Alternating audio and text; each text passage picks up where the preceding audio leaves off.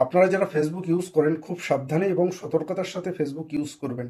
আপনার প্রোফাইলের মধ্যে ঢুকে যে কেউ আপনার ফটো, ভিডিও এবং আপনার মূল্যবান তথ্য যে কেউ ডাউনলোড করে নিতে পারে, সেভ করে নিতে পারে, স্ক্রিনশট নিয়ে নিতে পারে কিংবা স্ক্রিন রেকর্ডিং চালিয়ে আপনার মূল্যবান তথ্য নিয়ে কেউ উল্টোপাল্টা কোনো কাজ করতে পারে। তো এটা থেকে আপনি কিভাবে বাঁচবেন?